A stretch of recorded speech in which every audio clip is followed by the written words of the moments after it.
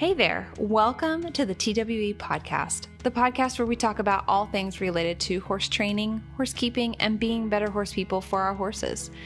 I hope you enjoy this episode today, and if you'd like to share your thoughts with me or have suggestions for future podcast episodes, please feel free to reach out to me through social media or the TWE website, thewillingequine.com. On my website, you can also find a ton of great information about horse training and keeping in general, as well as check out the TWE services and just learn more about us. Also, we have courses and memberships that you could sign up for. Before you do that, though, I would love for you to listen to this episode, and I hope it inspires you in a positive way today.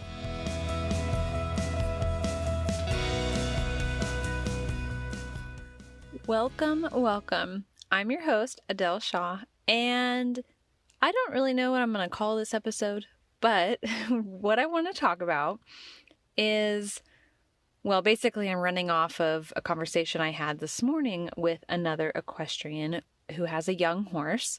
And we were talking about how much we can do and prepare our horses for before we ever consider doing stuff like riding. So really the point of this conversation, why it came up, was we were talking about not rushing getting on our horses for the first time and being patient and waiting for them to, their bodies to mature and their minds to mature and for them to be physically safe, basically, to carry the weight of a rider. So for me, I don't usually start horses until they're 4. And actually, one of my horses, a mare named River, I gently started, meaning I sat on her and walked around like a couple of times for 5 minutes at most. A couple of times last spring, so when she was 4, now she's 5, and I'm going back in and starting her fresh again. So I actually waited until she was 5. And again, it's very light. I'm doing a lot of like preparing her, and so we're just like walking around short periods of time. It's very lightweight. It's not intense.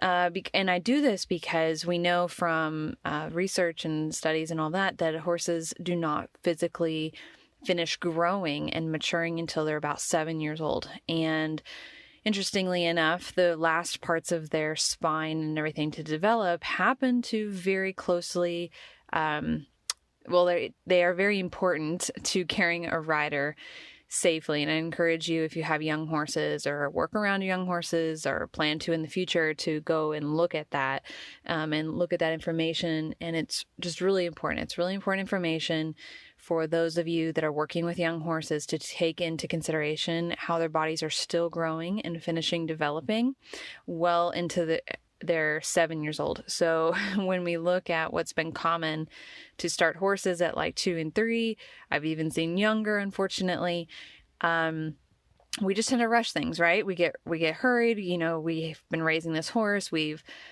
bred the horse, or somebody else bred it, but let's just trace it all the way back. So somebody bred this horse and they're really excited. They paired these 2 beautiful horses together and they're so excited for the offspring and the potential that the offspring has. And the mare carries the foal for a year and then the foal is born, right? Then the foal is with the dam and, super cute baby, all of that, right? But then there's this time period in between when they're weaned, which I believe that we tend to wean foals too young. I like to keep them with their dams much longer than is common, which is around 6 months old to wean them. I don't agree with, I think it's too young. And even if you did wean at that age, it needs to be done very gradually. And I could do a whole nother podcast episode about that. But anyways, let's just say we're 6 months old, right? So we wean them at 6 months old, and then it's like this waiting game, right? The average equestrian, trainers, breeders, whatever, tend to just we just wait around. We wait around until they're old enough to ride. And we may be doing stuff with them, but there's this pressure there, even if it's unspoken, right? We waiting for this like big glorious moment where we get to start our young horse and start to see their potential come to light. And it just becomes this really exciting time. And trust me, I fully understand this. I understand that desire to get to that point. I understand the excitement and how much enjoyment there is in it. And just to really get to experience that for the first time, especially, this is very close to heart for me this year because I'm working with quite a few young horses that are starting under saddle for the first time. And they're both, well, one's 4 and one's 5. And then I'm working with some other young horses too, but those are the ones that are like really starting this year. And it's just really hard to wait. It's really hard to wait. And then I think, there's certain breeds where it is common to do like inspections and stuff. So there's stuff that we do with them to go, young horse shows and get them, inspected and get their scores and all that. And that's great. And I think that's fine. Although they can be very stressful for the horses if they're not prepared for it fully. But for most of us, our horses don't go to inspections, right? Like, especially if you run and like with the horses I usually work with, a lot of quarter horses and thoroughbreds or grade horses, they're not an inspection, right? So it's a lot of people, I see a lot of people just kind of waiting and waiting and waiting until they can start their horse. And so it makes it really hard for them to wait until the horse is 4, 5, 6, maybe even 7 years old for the horse to finish growing and developing. And then also they spend so much time just letting, just like not doing anything, like just so hyper fixated on the riding and training the horse to, well, a lot of people don't do a lot of prep work up into riding, but the focus is on riding. Okay. So like for me and the way I train horses, I spend a long time preparing horses for the first ride. I spend minimum like 6 months.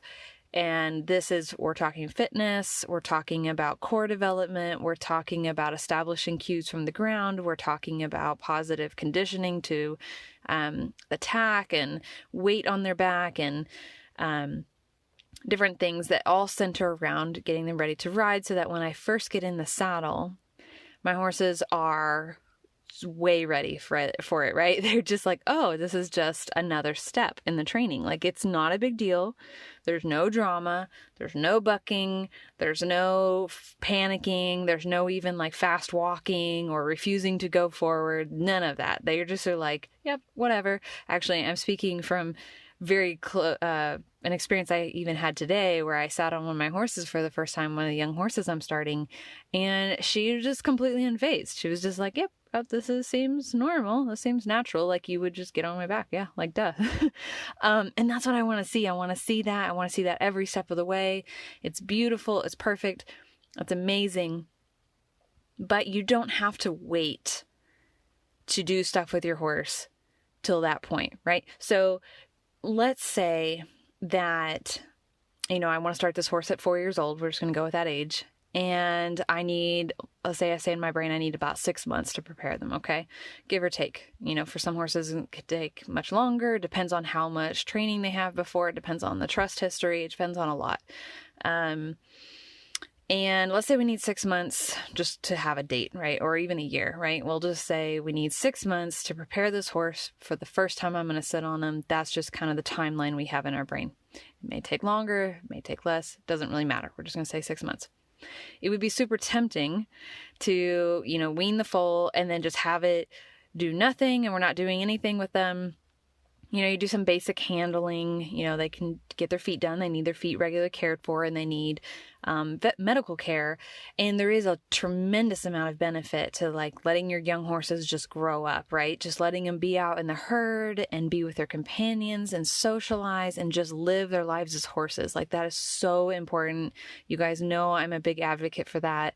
You need to let them grow and you need to let them be horses. That is really important. But imagine if, and this is where the conversation was that I had this morning, imagine if you took that time from 6 months to 4 years old.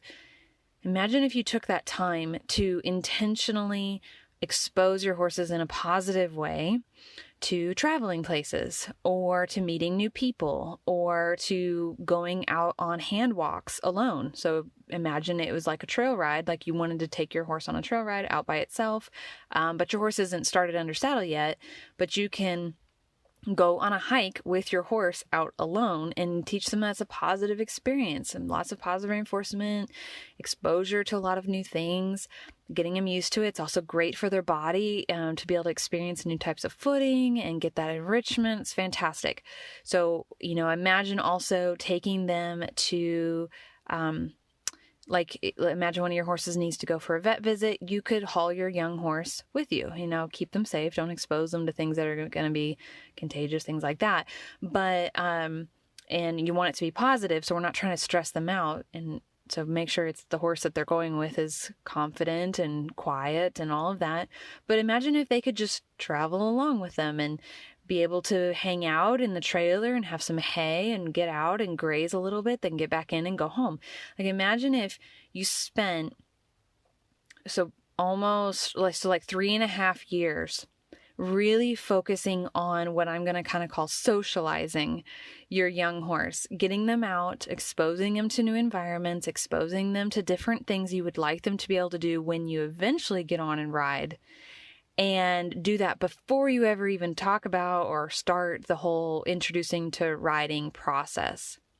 And I'm bringing this up because, for 2 reasons. One, I mentioned I think this will take off a lot of that pressure and that like ticking clock that we're kind of watching, like when's my horse going to be 4 or 3 or whatever, and I can start riding them.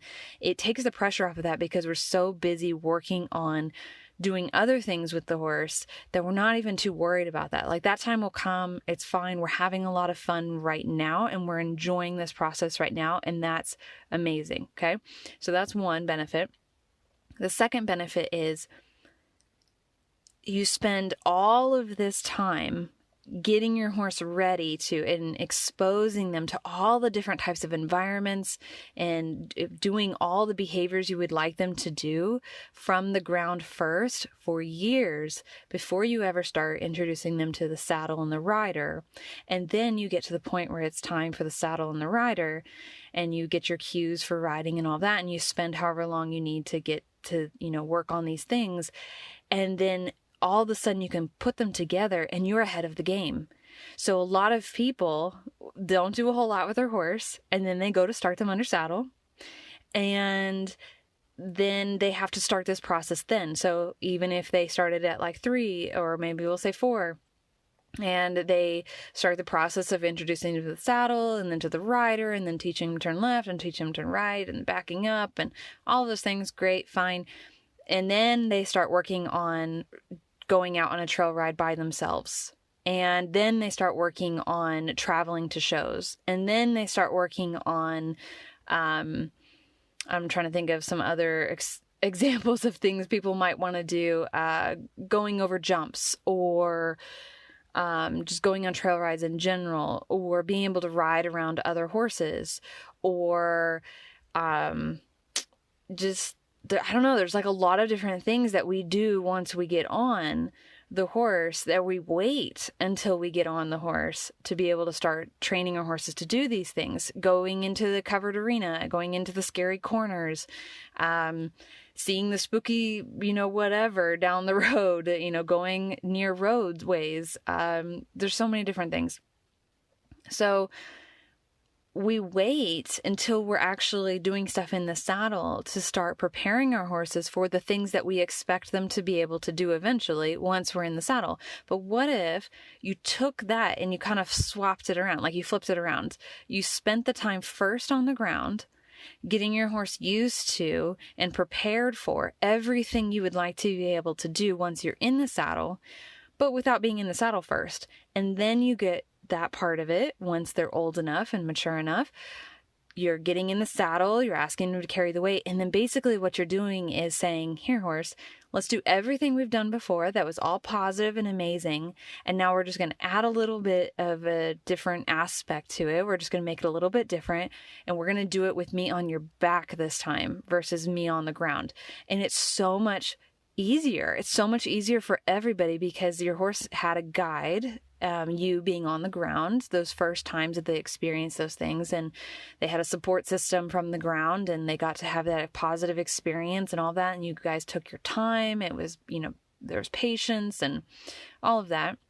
And they didn't have to worry about also trying to balance with the rider and dealing with our normal stuff. I mean, riders, even the best, are unbalanced sometimes, or accidentally move the reins in a weird way, or accidentally kick the leg, or I don't know, just, human stuff. We make mistakes. We do different things, and we're on top of their body. So not only are they carrying their body, they're carrying us on top of them. So we've got now their selves and how they can be unbalanced and have their different ways of moving, and they might trip or whatever. And then you add us, that's equally as problematic. We trip and get unbalanced and don't have great muscle tone or whatever.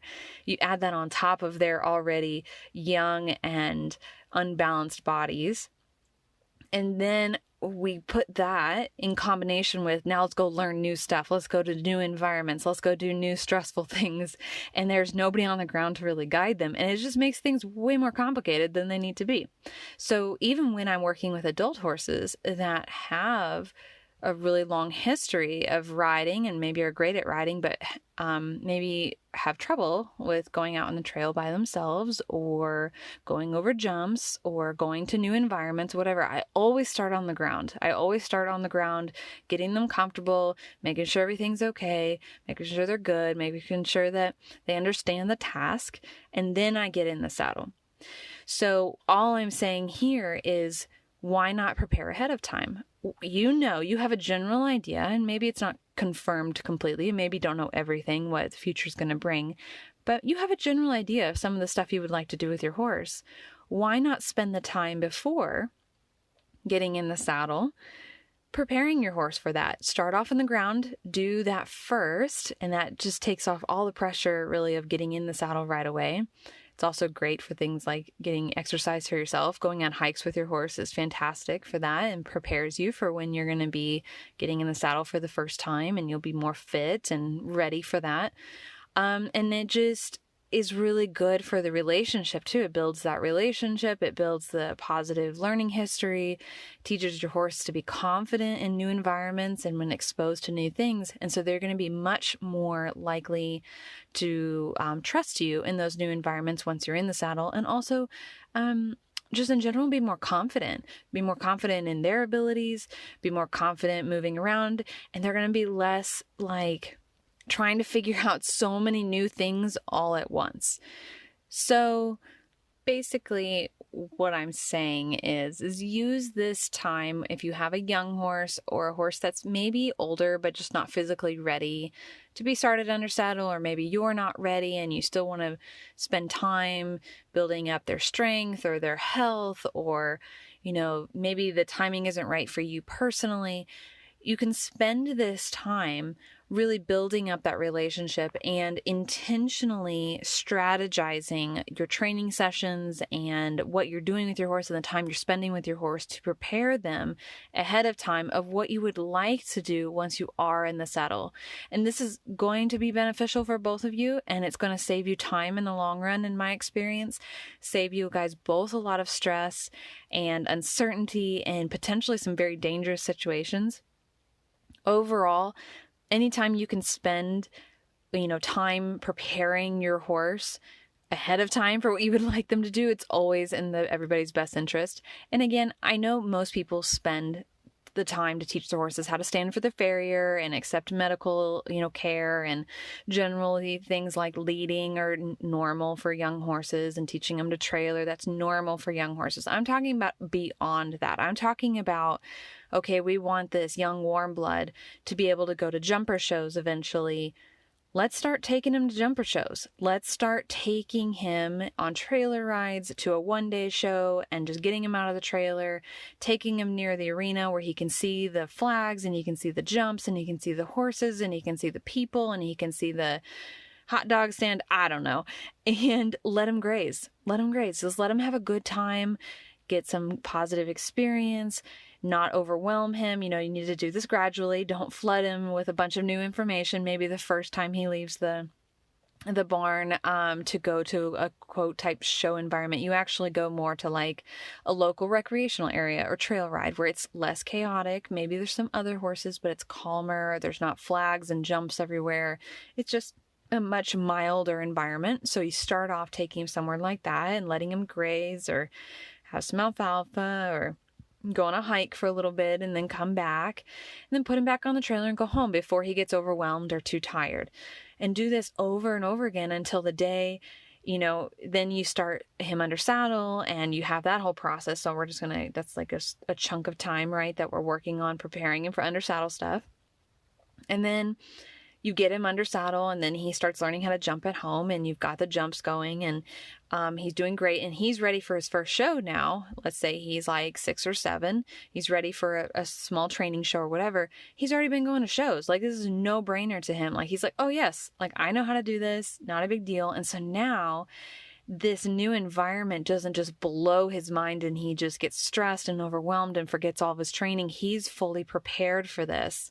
Now all we're doing is saying, let's do it with a rider now. Let's do it with your new skill set, going over jumps and stuff like that. So you're preparing your horse ahead of time for this task once you're in the saddle, and it makes that process a whole lot easier and saves you guys time. And I've said that like a billion times.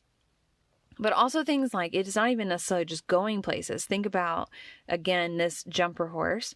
Let's say we're not going to jump him until, and it's going to be very small, little cross rails, whatever, and you're going to build up so we don't harm his joints and growth plates and all that. You're not going to start him over jumps until he's 4 or 5 years old. Okay, great. That's fantastic. That doesn't mean you can't introduce him to stuff that looks like jumps. It could be ground poles, very colorful ground poles. You could even have jumps in the arena that he's around. He could be going and traveling to different arenas with different kinds of jumps around. You can get him used to flags. You can get him used to crowds of people, host a clinic and for a trainer or something and have him around that environment, or take him to a clinic and have people around that are talking a bunch, or there's loudspeakers. I mean, just install some speakers in your barn or bring out some portable ones, I don't know, and get him used to loud noises, play loud soundtracks of clapping crowds. There's so much you can do ahead of time before you ever get on your horse's back. And this goes and applies to everything, is just gradual small introduction to until you get to the end goal. But I'm specifically applying it to young horses here. And there's so much you can do that you don't have to wait until you're in the saddle and dealing with the problem in the moment. Like, let's not wait until it's a problem to start working on it. Let's work well ahead of time and have a strategy, have a plan to prepare this horse for what we expect them to be able to do later, or would like them to be able to do later. And this really dovetails nicely into kind of preparing our horses for shows from home, or even clinics, or going to like group trail rides or competitions of any kind. It doesn't really matter. Just, I very much encourage people to think about that environment. So again, it's very close to talking about like the young horses, but this can be for older adult horses too. Doesn't matter what age your horse is at. It's never too late to start preparing them for things like this. So let's say you have the goal of going to a schooling show next spring, right? That's your goal, right? So you've got your training stuff you're working on, meaning you've got, let's say the schooling show is a jumper show. We'll just go with that. Or a dressage show. We'll go with that. We'll use a different example. Okay. So we've got a schooling dressage show that we plan to take our horse to next spring. We've got the date marked down. Great. Fantastic. Okay. So you're doing your lessons with your dressage trainer. Great. Fantastic. So you're working on your, 20-meter circles, and you're working on your leg yields and all these things. Great. Fantastic. The training doesn't stop there. The preparation doesn't stop there. That's only a very specific skill set that happens within the test itself. So the dressage test, where it's judged, but you've got to look at the environment as a whole. Everything you're going to be asking your horse to do, everything they're going to be exposed to, is something your horse needs to be prepared for. And you can't prepare for everything. I'm not saying, to go overkill and drive yourselves nuts, but we can do a whole lot better job than most of us are prone to doing. And I know for certain myself, growing up, going to shows and being very competitive, I just took my horses to shows and I'm like, oh, why are they spooking at the flowers at sea or whatever it is, at the judge's box, all of that stuff. I would always get frustrated when my horses would spook at these things. But guess what? I never did. I never prepared them for this stuff at home. Like, now that I think about it, when I look back, I'm like, why wouldn't they spook at it? This makes perfect sense that they would spook at it. They'd never seen anything like it.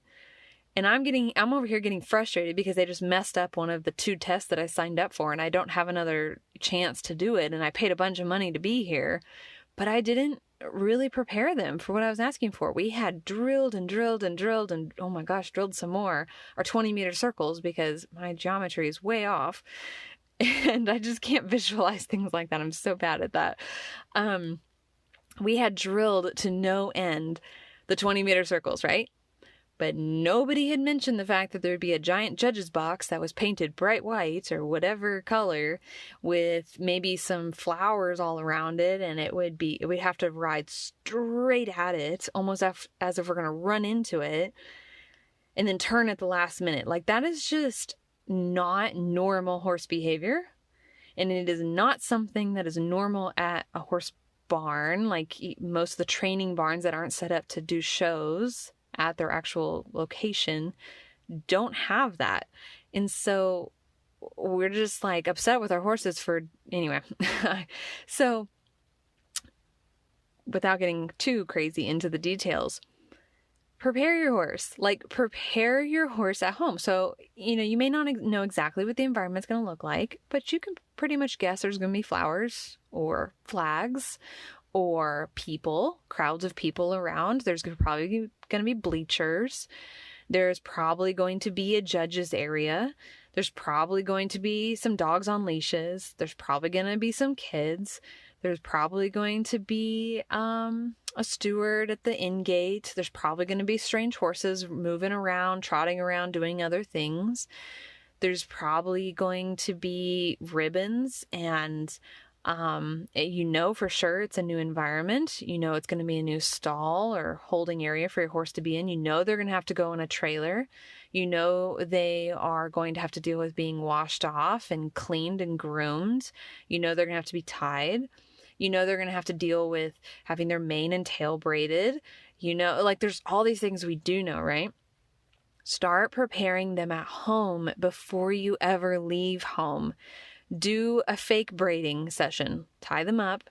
You can probably ask your braider how long, if you don't know, ask them how long it takes them to braid a mane or tail, and practice tying up for that long, because most of us don't really tie, or at least I know I don't, and I know a lot of people that don't tie our horses for that long of a period of time that it takes, especially young horses, to braid their mane and tail.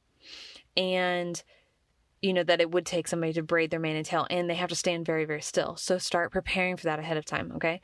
And then, maybe another example is, there's not really, like at my place where I am, it's just really me and maybe an intern or a student here or there. There's not like crowds of people. So my horses are not used to crowds of people.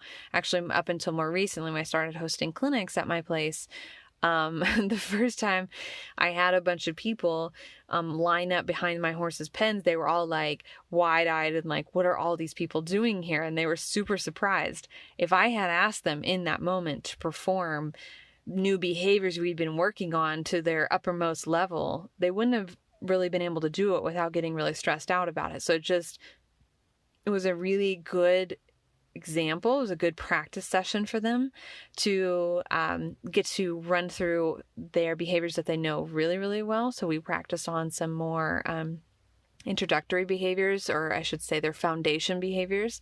So just standing in a default position next to me and targeting this and a little backup, things like that, while the people stood further away where the horses were a little bit more comfortable, and they just got that experience. So over time they started to settle. Oh, okay, it's okay that all these people are around.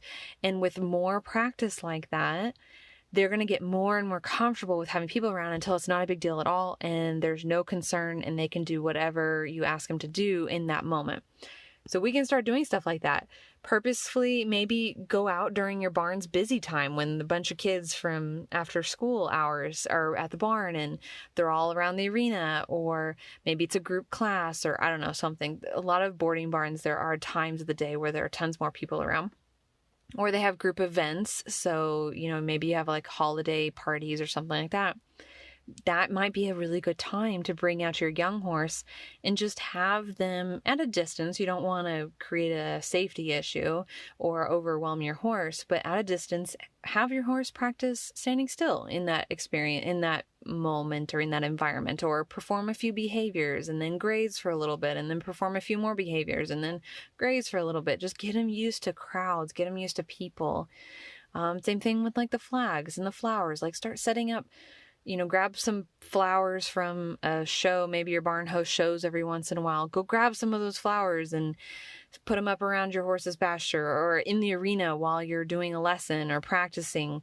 That would be really good if you're doing any type of in-hand practices, or maybe your horse is started under saddle or doing training under saddle regularly.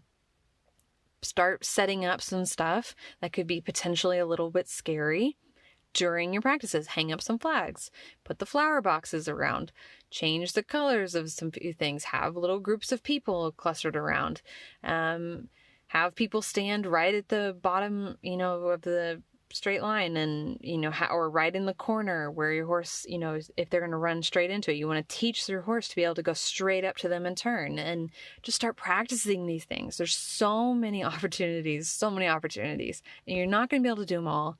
I'm not, delusional. We only have a certain amount of time, and, we either have a lot of horses that we got to practice with, or we have full-time jobs, or we have kids, or life is busy. I get it. You can't spend every waking hour with your horse. I wish we could. It's so much.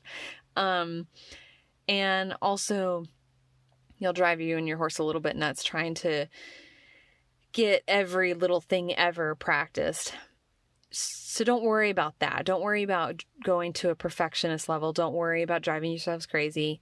Just do as much as you can. And the more you can do, the more your horse will become confident, and the more exposure they will get, and the more they will start to trust new experiences. And they'll just in general start to roll over on itself and compound, I guess I should say, until your horse in general is just more prepared. And there still may be something that shows up then that's a little bit weird, or they weren't prepared for.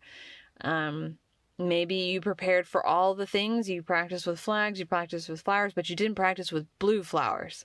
And your horse is like, oh my gosh, it's a blue flower or a white flower. Who knows? What will happen though is if you practiced with a bunch of other colors of flowers, but not this color flower, the horse may look at it briefly for a second, but be like, I know when I'm introduced to a new thing and my owner's really, or caregiver, rider, whatever, is really patient and it's usually a positive experience, I'm going to be curious about this. If they get an opportunity, they might be able to investigate it, and they will breeze past it much faster than they would had you not done any preparation at all.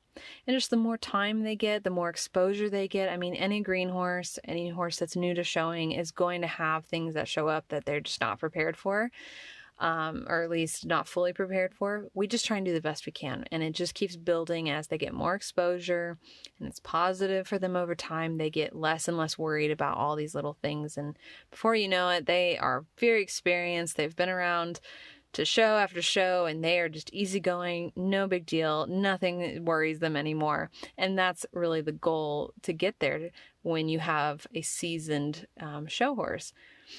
And this might be really beneficial for people who, well, one, with the young horses, or two, maybe you don't have a lot of opportunity to trailer your horses places and go to a lot of shows, and it's a limited opportunity for you. You only get to go to a show every once in a while. And so it's hard to have that seasoned show or that seasoned competition horse because you're not able to go to tons and tons of competitions. Doing the practice at home will help you achieve that without having to travel a bunch and, you spend lots of money and all of that. Also, with recent pandemics and all that, a lot of us have been at home with our horses and they haven't really gone anywhere. So reintroducing them, like re-socializing them to the world, re-exposing them to the world in a controlled environment at home is great way to start. And then you can start gradually taking them back out into the bigger world where they're traveling to places and all that, and you're not going to have full meltdowns on your hands. So there are, again, so many ways we can do this. Play soundtracks, get weird objects, even if it's not something they'd really see at a show. Just lots of exposure and make it positive. And what I mean by make it positive, before I end, I'm going to kind of explain on this a little bit further. I personally call it, what I do, positive exposure training. And really what I mean is I'm using a systematic desensitizing process, and I'm using positive reinforcement too, along with a form or like a operant or respondent conditioning where I am,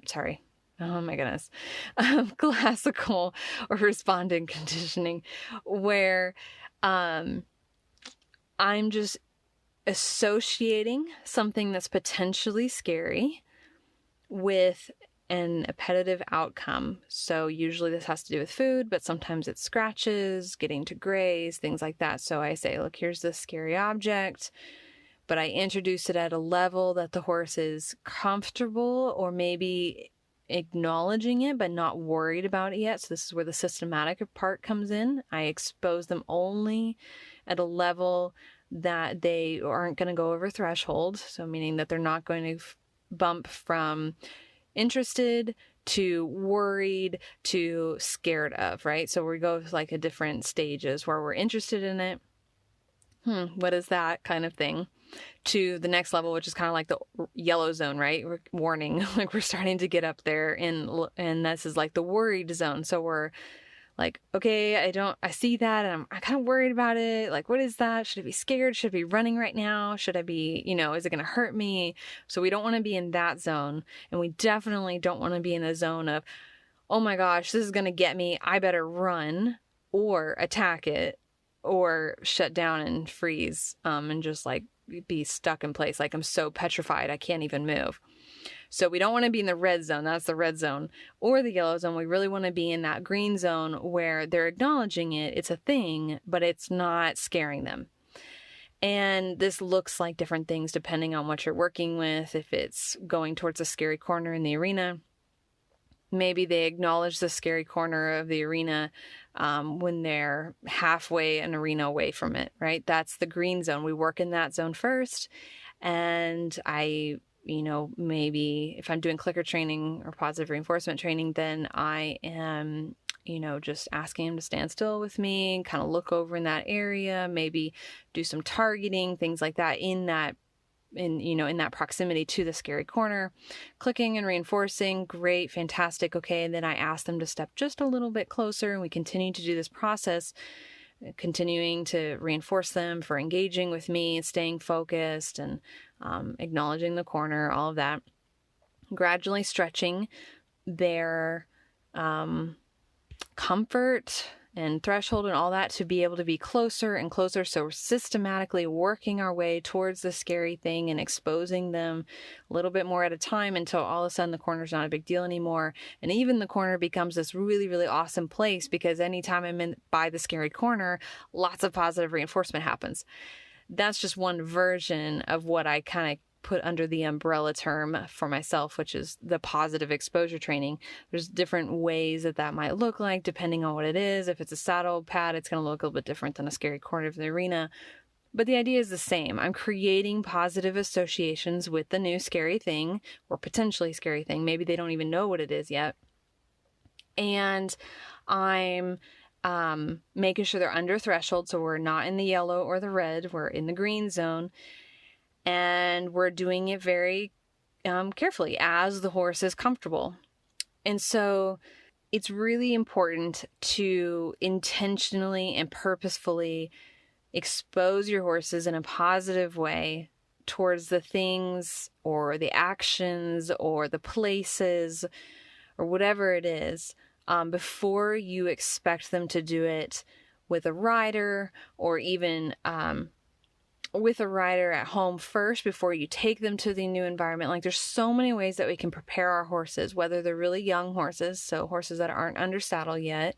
We can start preparing them well ahead of time so that when we are ready to get in the saddle, they're just prepared. Like, they're just like, this is no big deal. With whether that's the introduction to the saddle itself and the rider itself, that's great. But also I'm talking about the things like trail riding and going to shows and all of that. Like, you can do all of that preparation while you're waiting for your horse to mature. And this is going to help so much, like the points I made in the beginning, with helping you be more patient about getting on. And two, once you are on, you guys are already ahead of the game. So there's a lot of benefits there. But also for every horse, whether they're young or older or more experienced or whatever, you can work towards having a horse that is more comfortable in new environments or more prepared for the things that you want to ask them to do, whether it's going on a trail ride or going to the show. Maybe you've had to take a season at home, like from the recent pandemic and all of that.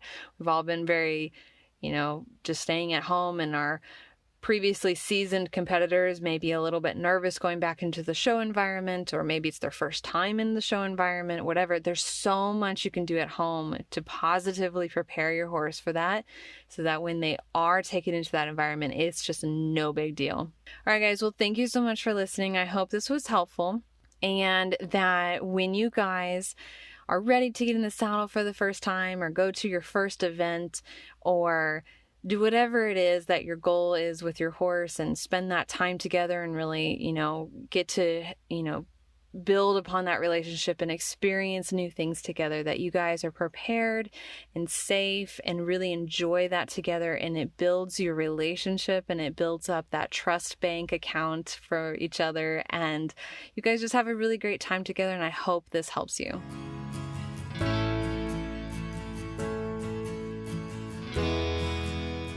Thanks so much for listening. If you'd like to find out more, head to my website, thewillingequine.com. I'm also on a lot of different social media platforms, Instagram, YouTube, Facebook, so check those out. And I'd love to hear from you, so don't hesitate to email or send me a message.